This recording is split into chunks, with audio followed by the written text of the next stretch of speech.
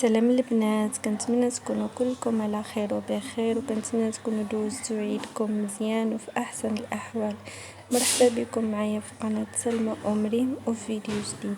في هذا الفيديو هذا ان شاء الله كيف تشوفوا معايا غادي نصايب معكم 3 تشكيلات ديال الصابلي. 2 اشكال غادي نخليهم للعيد، وهذا الشكل هذا اللي هو دائري غادي نصايبه بمناسبه الحفل المدرسي ديال بنت سيرين. كيف كتعرفوا البنات حنا في ثالث ايام العيد، والحفل المدرسي ديال بنت سيرين داز قبل العيد، ونظرا لضيق الوقت البنات ما قدرتش نبارطاجي معكم هاد الفيديو هذا، كان عندي بزاف ديال الخدمه ودابا عاد جا الوقت البنات وغادي نبارطاجيه معكم.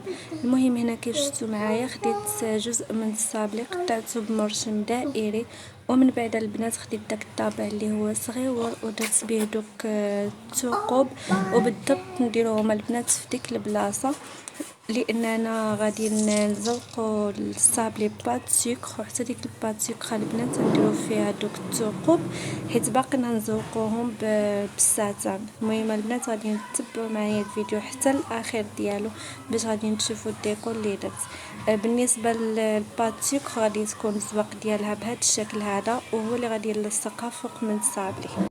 ودابا البنات غندوزو للشكل الثاني من الصابلي، وهاد جوج اشكال اللي غنخدم معكم دابا هما اللي خليتهم للعيد. المهم هنا البنات اختاريت هاد الطابع المربع، كنت ناويه البنات غادي نزوقو بالشوكولاط حتى هو على شكل مربع، وغادي نعمرو من الداخل اما بالمكسرات او بالكراميل. المهم البنات كنت بغيت نديرو شكل بريستيج، ولكن للاسف مع الحراره اللي كانت هاد الاسبوع اللي فات ما ساعدتنيش، والشوكولاط كان كيدوب وما كيبقاش المنظر ديالو بريو زوين، واضطريت انني نغير الشكل ودرت فيه شكل اخر. وبالنسبه للبنات للصابلي ضروري خصو يكون رقيق، ما يجيكمش غليظ بحال هاد السمك هذا اللي كتشوفوا معايا. وصافي البنات غادي نستفهم في الطاوه، وملي غادي نعمر الطاوه البنات غادي ندخلهم للفرن. بالنسبه للبنات المقادير الصابلي راني ديجا درتهم معكم في القناه، وغنخليه لكم في صندوق الوصف. هنا صافي دخلت الطاوه للفرن، وهذا الشكل الثالث من الصابلي اللي هو عباره عن قلب، وهذا الشكل هذا البنات حتى هو درته في العيد. صافي البنات غادا نكمل بنفس الطريقه حتى غادا نكمل العجين اللي بقات ليا، ومن بعد غادي ندخل الطاوه للفرن باش هي طيب. بالنسبه للبنات لهاد جوج اشكال الاخرين ما غاديش ندير ليهم التزيين دابا في هذا الفيديو، غنخليتهم حتى قرب العيد بقات ليه نهار عاد درت ليهم التزيين، وغنشارك معكم التزيين ديالهم في الفيديو الجاي. وفي هذا الفيديو البنات غادا ندير لكم التزيين ديال الشكل الاول اللي هو دائري، وغادا نخدم معكم كذلك رغيفات معمرين بالفرمسيل والقمرون. البنات انا ملي طبعت الصابلي بديت كنحطو في الطاوه اللي فرشت ليها السيلباط، وغادي ندخلها حتى هي الفرن باش طيب.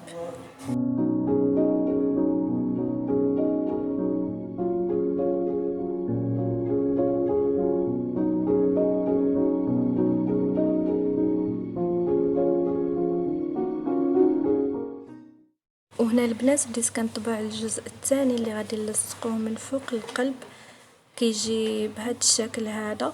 وضروري هذا الشكل هذا البنات هو اللي نحطوه من فوق السيلباط باش كتخرج لينا فيه ديك الزواقه وكتبان لينا في الوجه ديال الصابلي.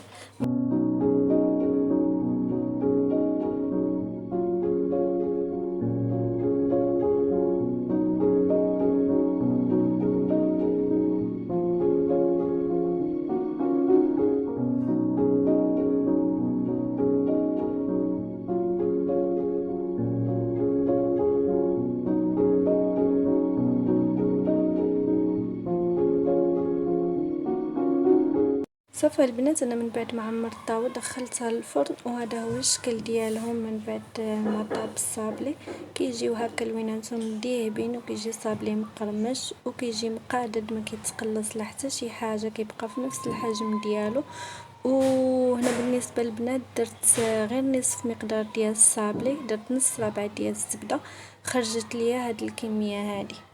دابا البنات غادا نخلي الصابلي على جنب، وغادا ندوز باش نحضر معكم العجين والحشوه ديال الرغيفات معمرين بالفرميسيل والقمرون.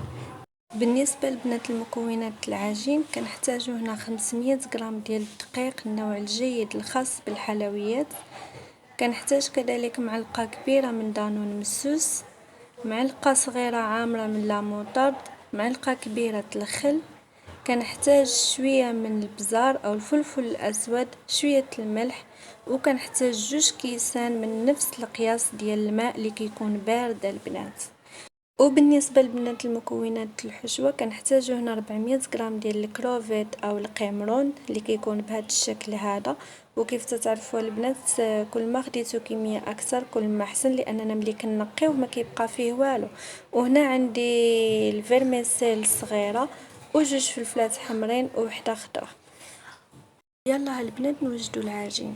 اول حاجه في القصريه كنضيفوا 500 غرام ديال الدقيق، كنضيفوا عليه كذلك شويه ديال الملح حسب الذوق، وكنضيفوا البنات ليهم شويه ديال الابزار، وممكن تضيفوا كذلك شويه ديال الزعتر كنحكوه في الكف ديال يدينا، وكنضيفوا كذلك معلقه كبيره من الخل باش كتجينا العجين مرقه. كنضيفوا البنات معلقه صغيره عامره مزيان بلا موطارد، واخر مكون كنضيفوه اللي هو دانون مسوس، كذلك معلقه كبيره كتكون عامره مزيان.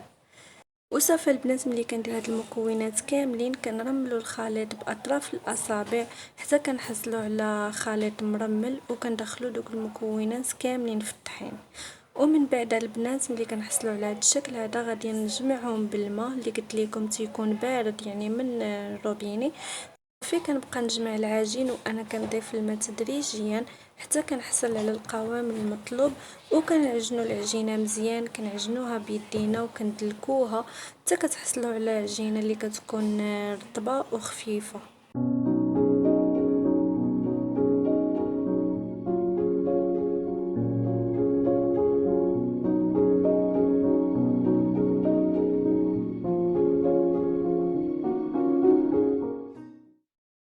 المهم البنات، كيف قلت لكم العجينه كتدلك مزيان، انا راني دلكتها مزيان غير هنا في الفيديو البنات كنختصر لكم.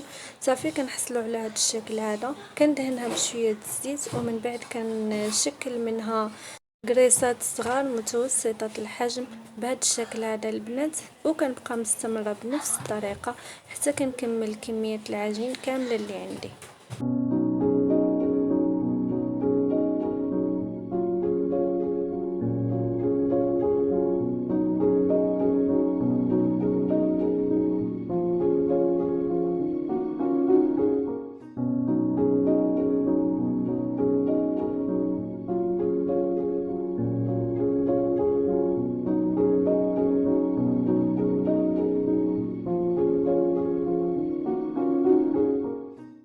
صافي البنات، كيف شفتوا من بعد ما كملت كراس ديال العجين كناخذ زيت وكندهنهم كاملين بالزيت، ومن بعد البنات غادي نغطيهم بكيس بلاستيكي وغادي نخليهم على جنب حتى غادي نوجد الحشوه.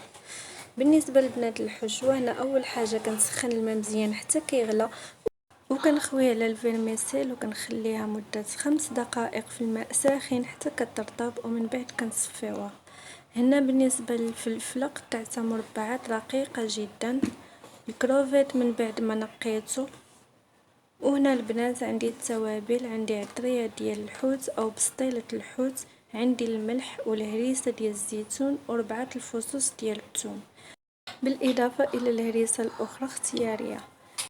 بالنسبه للفيرميسيل، من بعد ما خليتها 5 دقائق في الماء ساخن كنصفيوها كنحصلوا على بهذا الشكل هذا.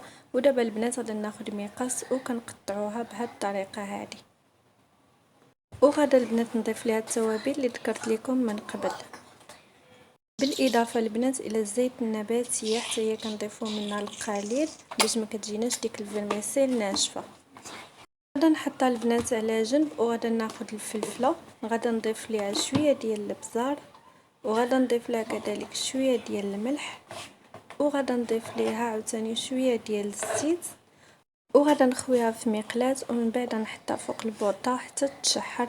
ما نخليوهاش البنات حتى تدبل وتذوب وما تبقاش تبان لينا، غير كتشحر بهذا الشكل هذا صافي. وكنحيدوها كنضيفوها على الفيرميسيل، ومن بعد البنات غادي نخلط المكونات كاملين مع بعضياتهم باش كنحصل على الحشوه اللي بغينا. بالنسبه للهريسه البنات كنضيفوا القليل، يعني قلت لكم اختياري، الا كنتو كتبغيو الحار كتضيفوا الهريسه، ما كنتوش كتبغيو كتستغناو عليها. بالنسبه لبنات القمرون ما غاديش نطيبو، غادا نضيف ليه فقط التوابل، وغادا نخلطو بهذا الشكل هذا ونحتفظ به على جنب. وهنا البنات الفرماج احمر غادا ناخدو، غادي نحكو، غادا نضيفو حتى هو على الحشوه، وغادا نخلط المكونات جيدا.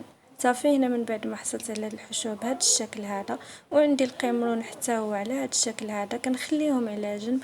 التوابل اللي استعملت في القمرون استعملت توابل ديال عطريه الحوت او بسطيله الحوت.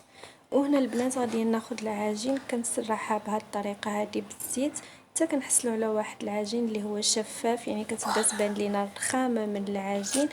ومن بعد البنات كنورقوهم بشويه ديال الزبده دايبه صافي، وكنشكلوهم على شكل رغيفات مربعين، وكنحتفظوا بهم في شي طاوه على جنب حتى كنكملوا العجين كامله بنفس الطريقه. عاد كنبداو البنات نديروا الحشوه. نخليكم البنات مع الفيديو ورجع نتلاقى بكم من دابا شويه، ما تمشيو فين.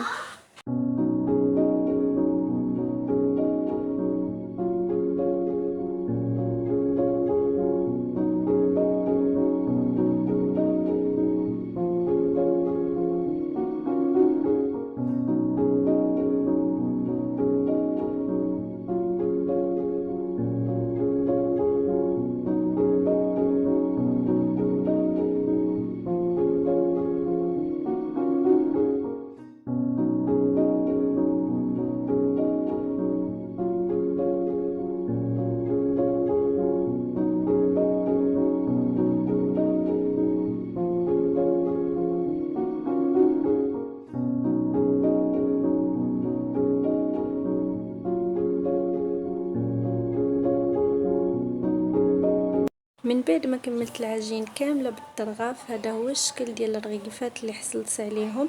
تيجي شكلهم بحال هكا صغيورين وكيجيو مقادين. ودابا البنات بقات ليا غير الحشوه اللي غادي نضيف ليهم.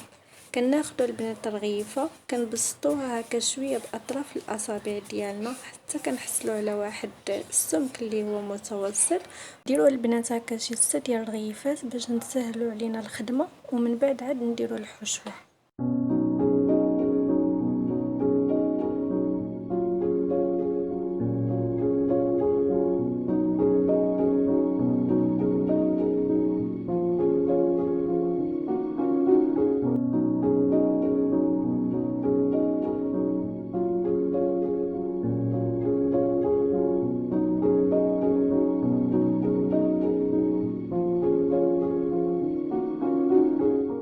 بعد البنات ما بسطت الرغيفات، دابا غادي نبدا نحط الحشوه في الوسط ديال العجين بهذه الطريقه هذه. كنحطوا تقريبا معلقه كبيره كتكون عامره صافي. كنبقى مستمره بنفس الطريقه حتى كنكمل كل شيء.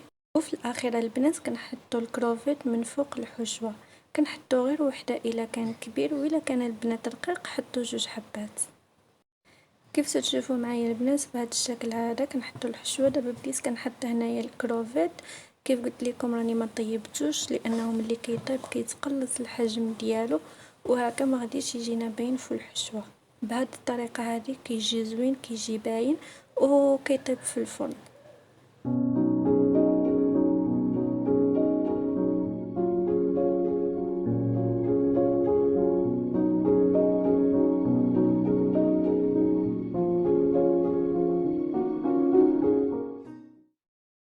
وهنا البنات بديت كنسد العجين بهذه الطريقه هذه اللي كتشوفوا.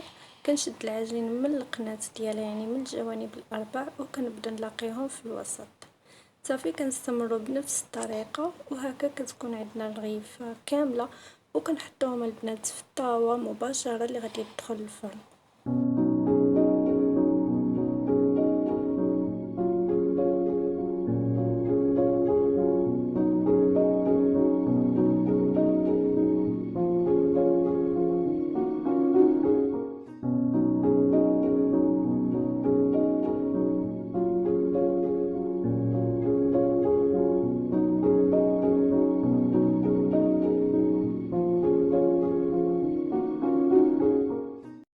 غنبقاو البنات مستمرين بنفس الطريقه حتى كنكملوا كاع الحشوه اللي عندنا.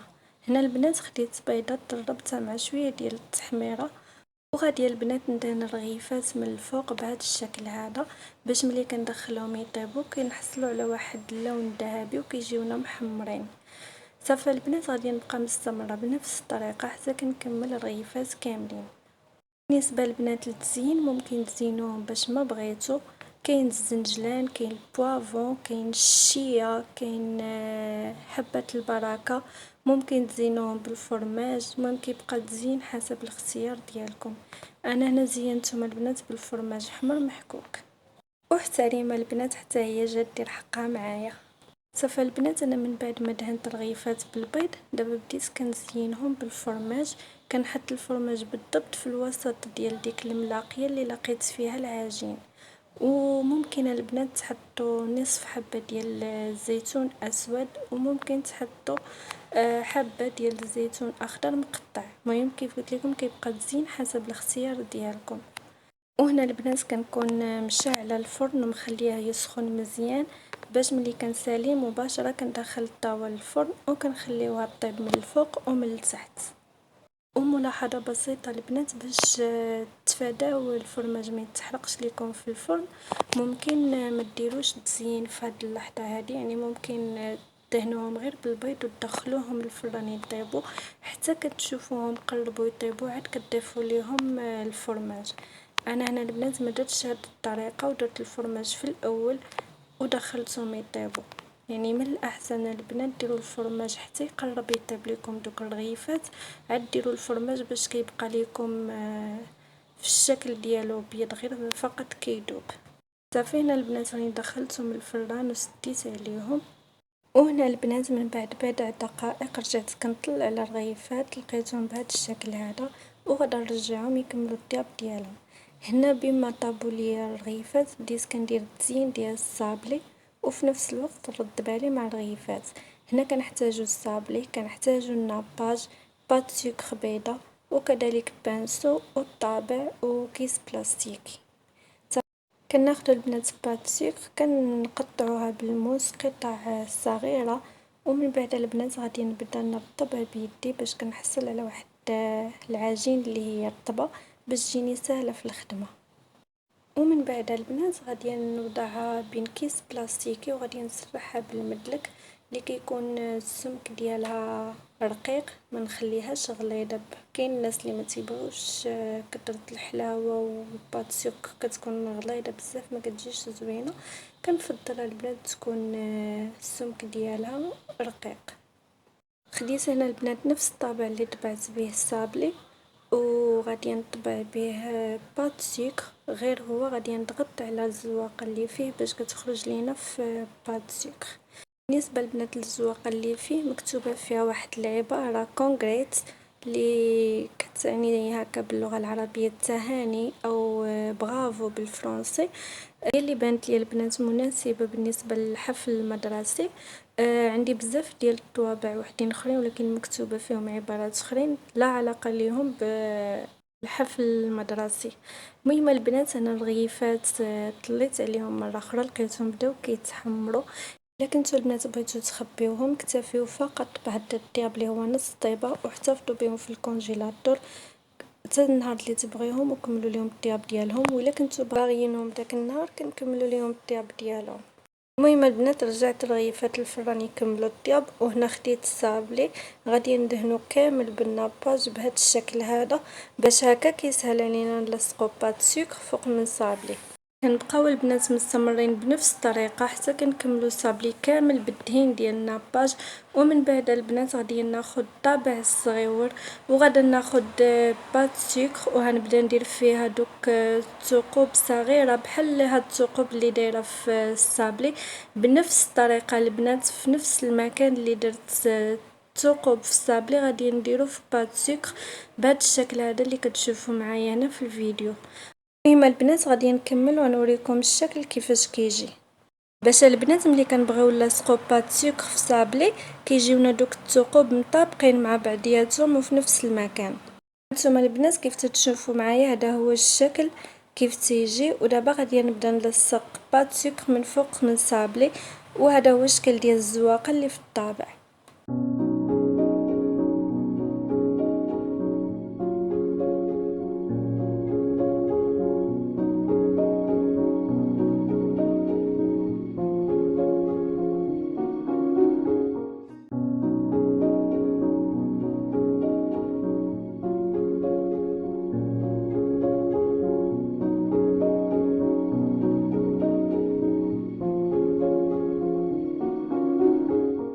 بعد البنات ما كملت الساق ديال بات سكر مع صابلي، خديت هذا الملمع الذهبي اللي على شكل حبيبات وغادي نبدا نلمع به المكان اللي فيه الكتابه باش كتبقى تبان لينا ديك الكتابه على هذا الشكل هذا.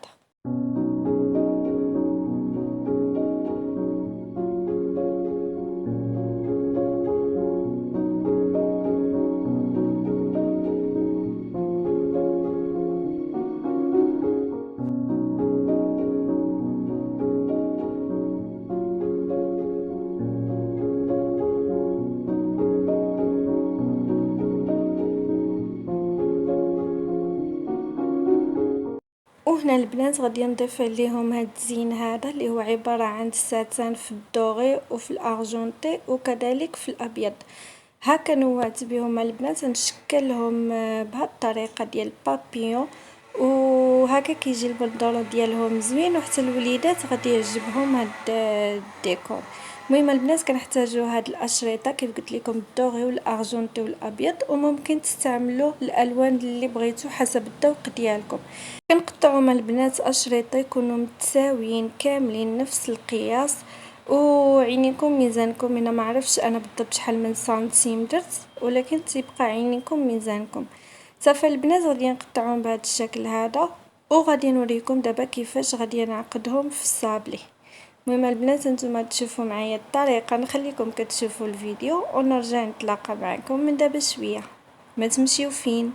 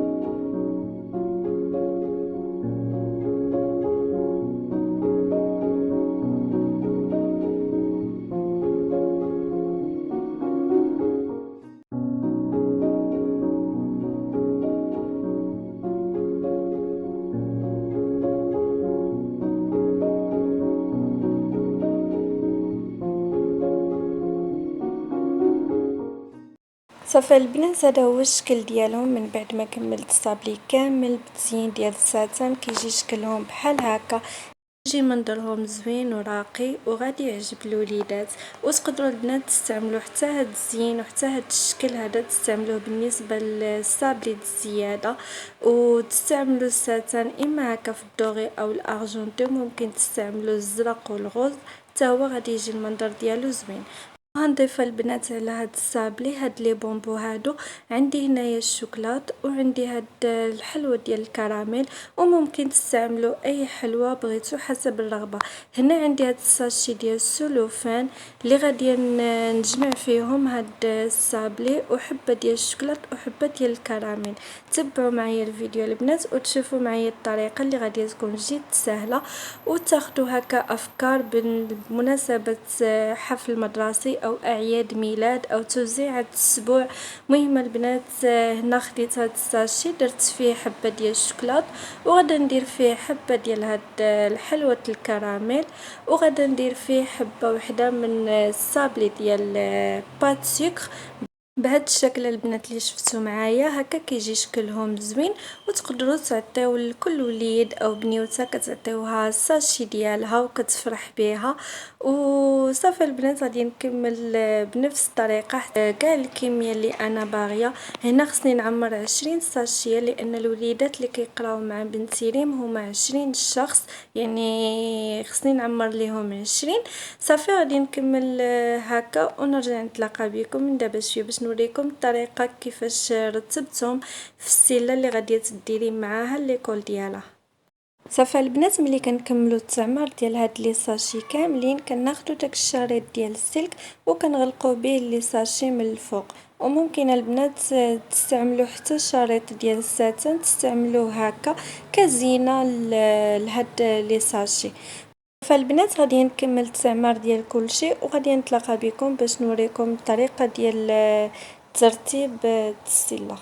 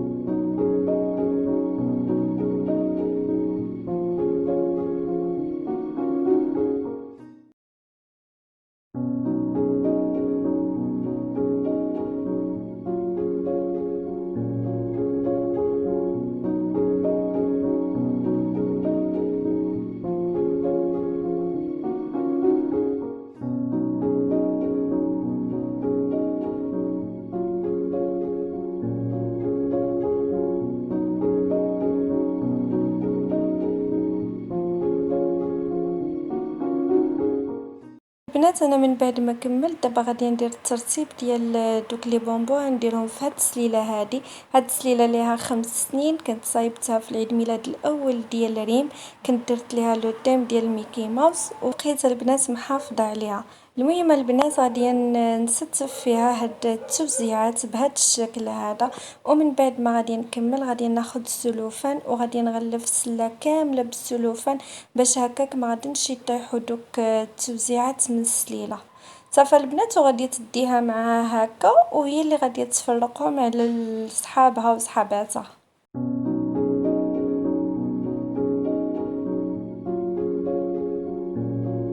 وهذا البنات هو الشكل ديال السليله كيجي الشكل فحال هكا.